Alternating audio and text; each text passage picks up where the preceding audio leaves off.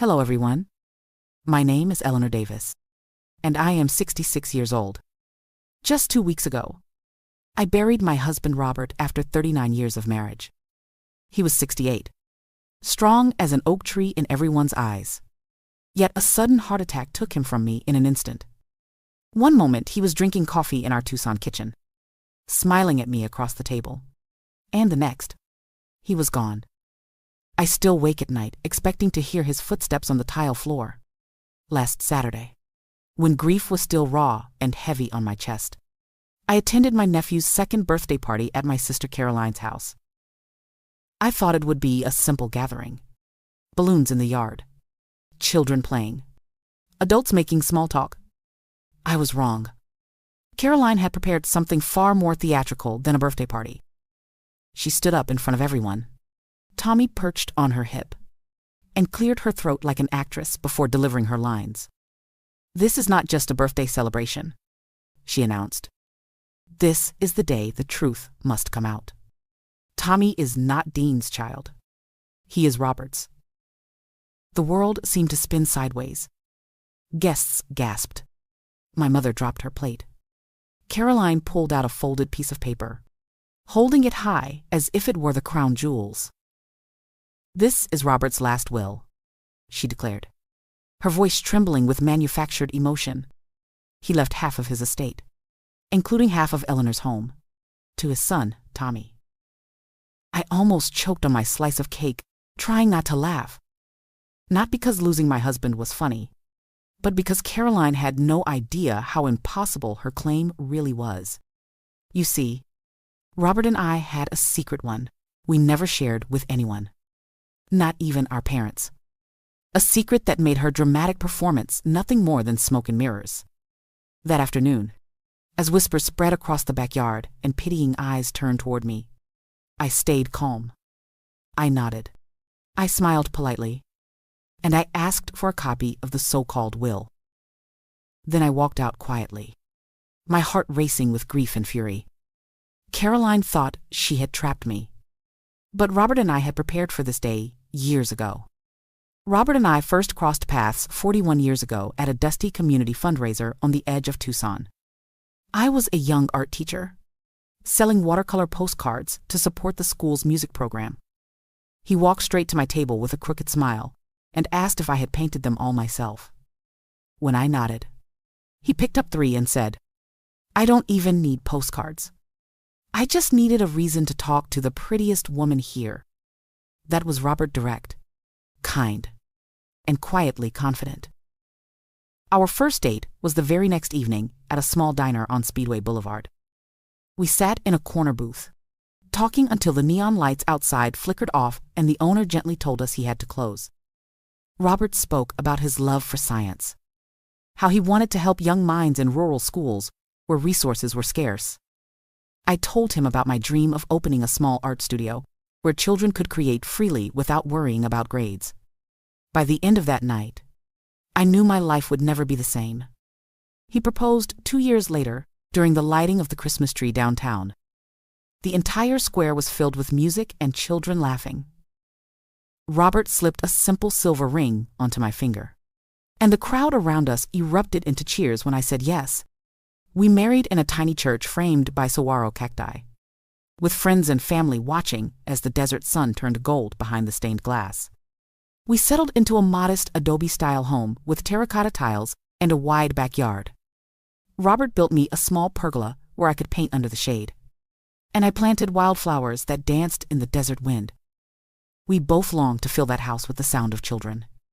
For years, we tried. Every doctor's appointment, every whispered prayer, every hopeful month that ended in tears. The silence of an empty nursery pressed on our hearts like a stone. I will never forget the evening we sat together on the old leather couch after another disappointing appointment. My eyes were swollen from crying, and Robert held my face gently in his hands. "Eleanor," he whispered, "we may never have children of our own, but our love is enough to fill this whole house. I promise you that." And he kept that promise. We poured our energy into our students, becoming the favorite aunt and uncle to every niece and nephew. Holidays were held in our home. Laughter echoing through the rooms we had once prayed would hold our children. Though the ache never fully left, Robert's steady presence reminded me daily that love can shape a life as surely as bloodline. My younger sister, Caroline, was 3 years behind me in age, but decades behind me in responsibility. Where I was quiet and steady, she was loud and unpredictable, living her life as if every room were a stage and every person an audience. From the time we were children, she needed to be brighter, prettier, louder, always competing, even when no one asked her to. When Robert and I bought our adobe home, Caroline visited once and spent the next year complaining about her cramped apartment. "Why do you get all the luck?" she asked me one evening, sipping wine and surveying our cactus garden. A good husband, a lovely house, the admiration of everyone at school. What's left for me? I tried to remind her that life wasn't a competition, but her eyes always carried that flash of envy I couldn't erase.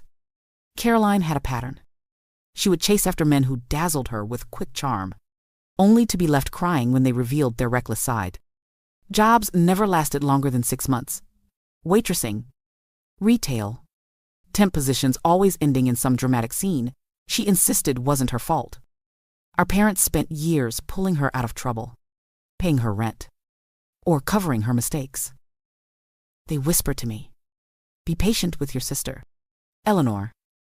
She just hasn't found her way yet."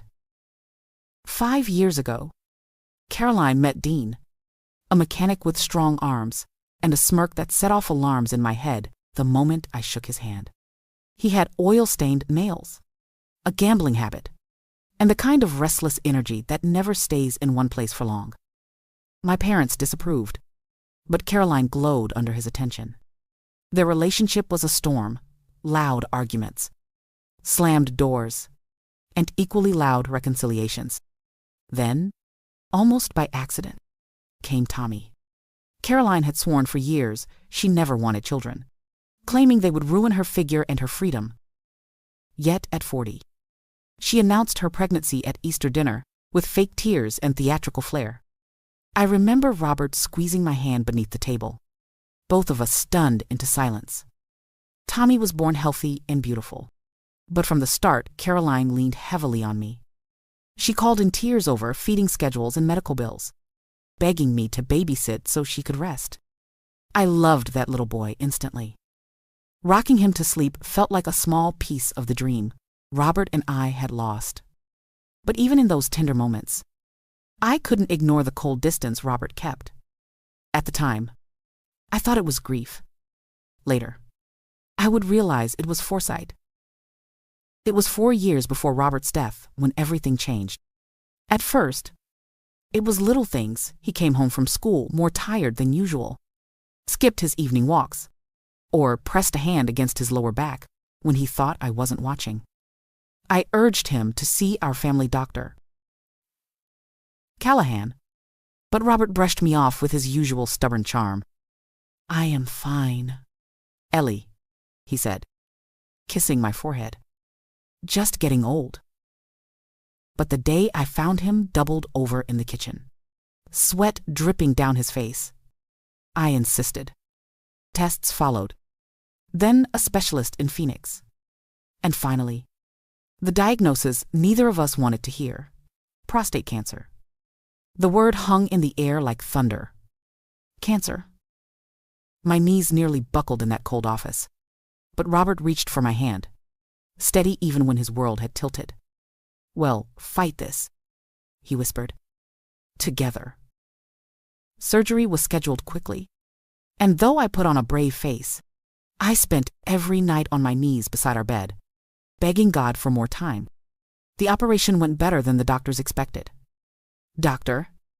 Martinez, the surgeon, assured us the cancer had been removed cleanly, but his next words carved a wound deeper than the scalpel. "Robert," he said gently, "because of the nature of this surgery, you will not be able to father children from this point on." Robert nodded, his face unreadable. I felt my throat close, tears rushing to my eyes. After all the years of heartbreak, after every unanswered prayer for children, here was the final sentence. Impossible. Robert squeezed my hand again. We already knew our path, he said quietly. This just confirms it. We told no one. Not my parents. Not Caroline. Not even our closest friends. After decades of whispered questions about why we never had children, we decided our private pain would remain just that private. Robert recovered well, and life returned to its rhythms. But one evening, as he sat in his armchair reading the paper, he lowered it and looked at me with unusual intensity. Caroline has been asking odd questions, he said, about our finances, about our marriage, even about wills. I don't trust her. Eleanor, if anything ever happens to me, I want you to be protected. The very next week, we sat in Mr. Anzus, Hanley's office, our longtime lawyer in downtown Tucson. Robert explained everything. His surgery, his concerns about Caroline's behavior, the need for airtight records. Mr. N. Hanley nodded gravely and drafted a new will, leaving everything to me. He insisted on notarized witnesses, multiple copies, and a file of medical documentation sealed away in a safe deposit box. Call it an insurance policy, Robert said with a half smile as he slid the envelope into the metal drawer at the bank. I pray you never need it. But if Caroline ever tries something foolish, you'll be ready. At the time, I thought he was being paranoid. But looking back, it was not paranoia, it was prophecy. Robert's passing came on an ordinary Monday morning, the kind of day that tricks you into thinking life will go on forever. He rose early, kissed my cheek, and brewed coffee like he always did. But as he leaned against the counter, his face went pale, and he clutched his chest. Just indigestion, he whispered. But within the hour, he was gone. A massive heart attack, the doctor said. In that moment, my world collapsed. The funeral was a blur of hymns, flowers, and handshakes I barely remembered. Colleagues from the high school wept openly. Former students brought cards covered in shaky handwriting, and neighbors filled our yard with casseroles and sympathy. I stood still through it all, numb, as if grief had pressed me into stone. Caroline was strangely absent. She arrived late to the service, sat in the back pew, and left before the family meal. I assumed it was her way of coping. She had always been uncomfortable with quiet grief. Drama was more her language. 1 week later, against every instinct in my body, I drove across Tucson to Caroline's rented duplex for little Tommy's 2nd birthday. Robert would have wanted me to go. Family comes first, he always said. So I dressed in black slacks, wrapped Tommy's gift in cheerful paper, and tried to summon a smile. The backyard was filled with balloons and strangers, plastic cups of soda, paper plates piled high with cake, children squealing in the desert sun. My parents sat stiffly at a folding table, looking more like guests than family. I noticed the way conversations dropped when I passed by, whispers darting like insects. Then Caroline appeared. She wore a new dress and styled her hair like Shed just stepped out of a salon. Tommy looked dapper in his tiny suit, a bow tie crooked under his chin. Caroline tapped her spoon against a glass, calling for attention. Thank you all for coming to celebrate Tommy's birthday, she began, her voice theatrical. Then her eyes locked onto mine. But today isn't only about balloons and cake. It's about truth. The crowd hushed. My mother stared at the ground. Tommy, Caroline declared, pressing a hand to his head, is not Dean's child. He is Robert's, my beloved sister's late husband. Gasps rippled through the crowd. I felt the blood drain from my face. And then she pulled a folded sheet of paper from her purse and held it high. This is Robert's last will, leaving half of his estate, including Eleanor's, home to his only son. Every eye turned to me. Pity mingled with shock.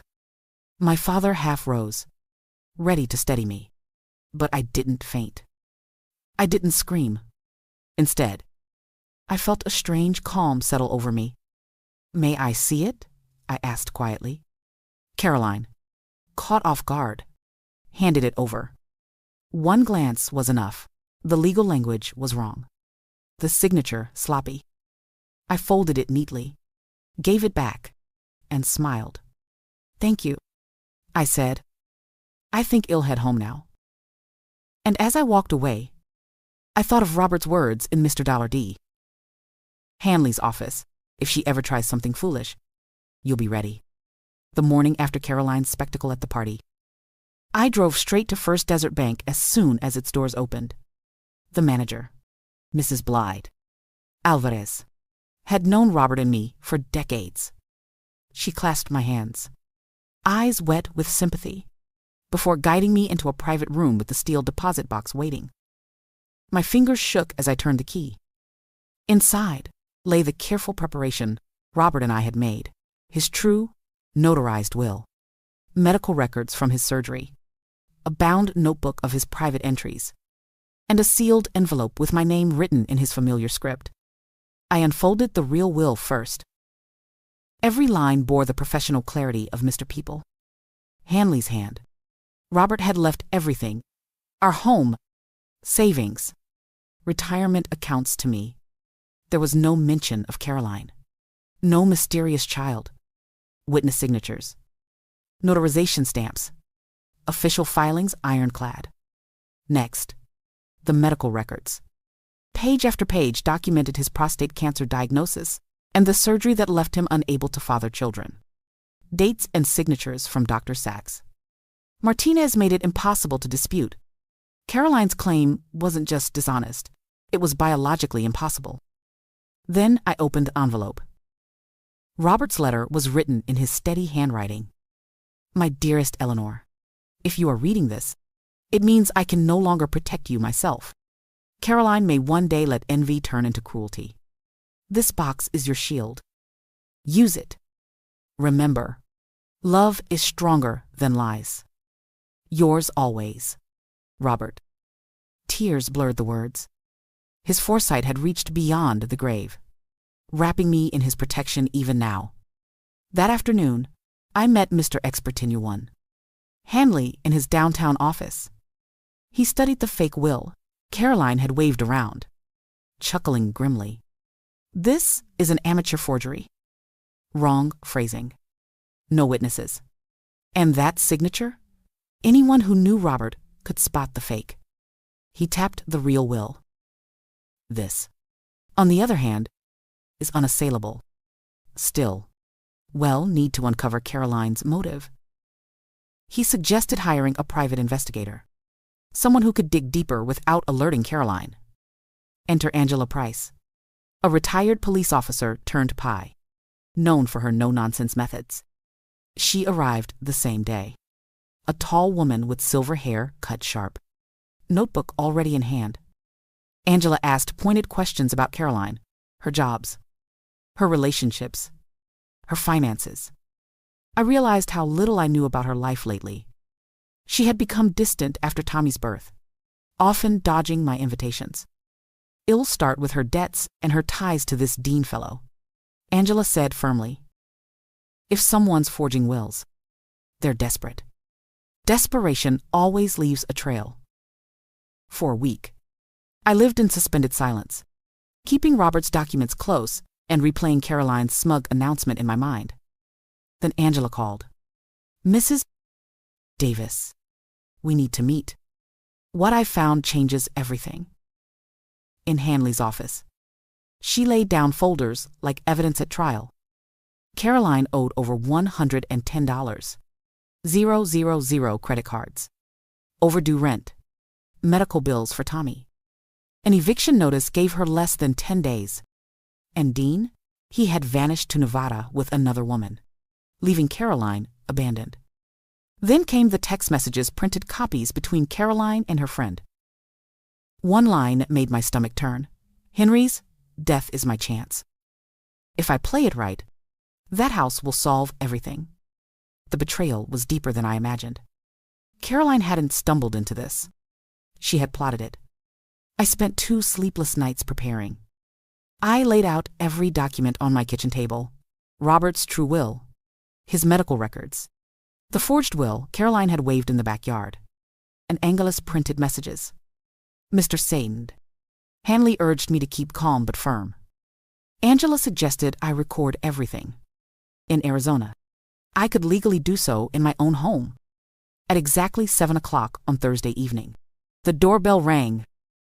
Caroline stood there in a new blouse and high heels, her hair freshly styled as if she were about to receive a prize. She smirked when I opened the door. I knew you'd come around.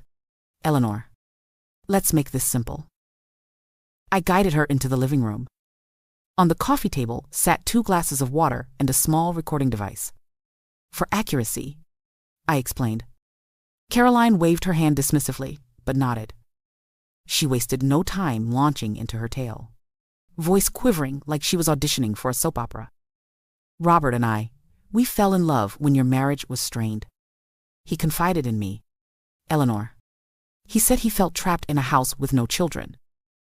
Tommy was our miracle, the child he always wanted. I listened silently, pen in hand, jotting down her words.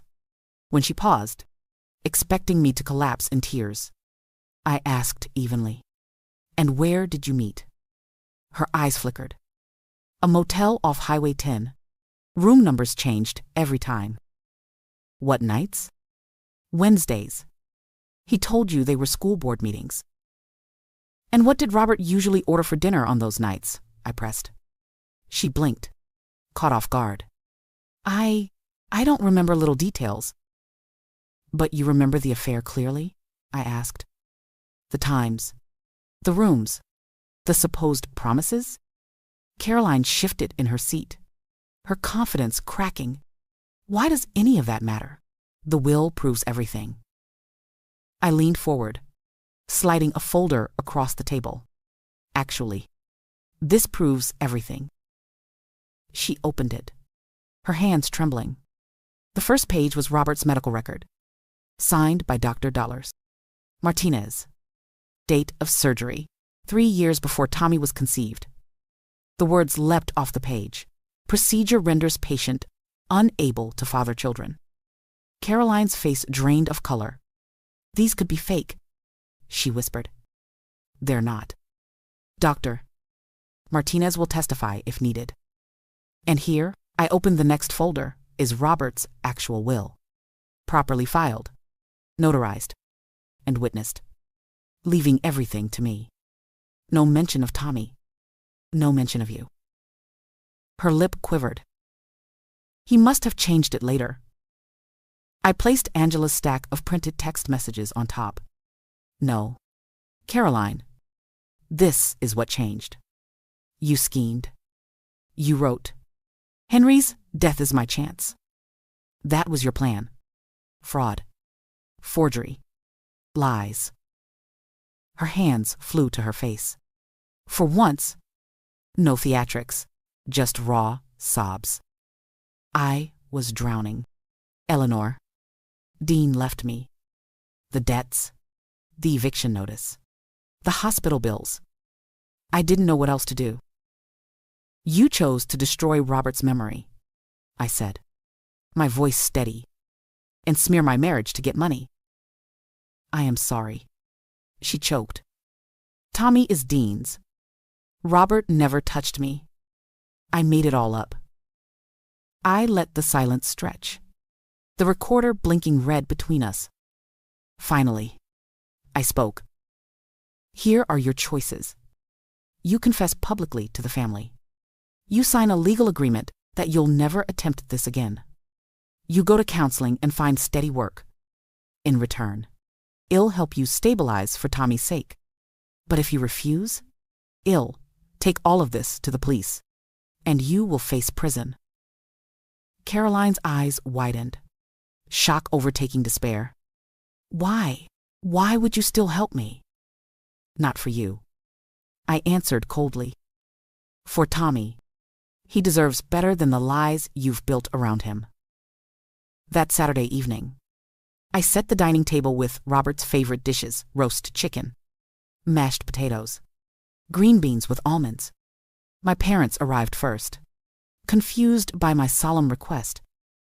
"What is this about?" my mother asked, arranging napkins as if order could soothe her nerves. Caroline said, "You're forcing her into some kind of meeting." "You'll see soon enough," I replied, steadying my voice. By 6:30, everyone was seated. My father, stiff in his chair, my mother twisting her wedding band, and Caroline, pale and silent, with her hands folded tightly in her lap. The tension was so thick, it seemed to hum in the air. I placed the small recorder openly in the middle of the table. "Tonight, Caroline has something to tell you. I've asked her to share the truth in front of the family." Caroline stared at her plate, then whispered so softly, I almost missed it. "I lied. About everything." My father leaned forward, his voice sharp. "Speak up." Her words tumbled out in a rush. "Tommy isn't Robert's son. There was no affair. I forged the will. I tried to steal from Eleanor." My mother gasped, her hand flying to her chest. My father's face turned a furious shade of red.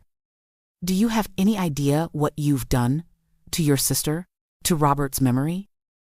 Caroline wept openly. She confessed about her debts, the eviction notice, Dean's abandonment, the crushing panic of raising a child alone. "I thought if I could just get half the house, everything would be fixed."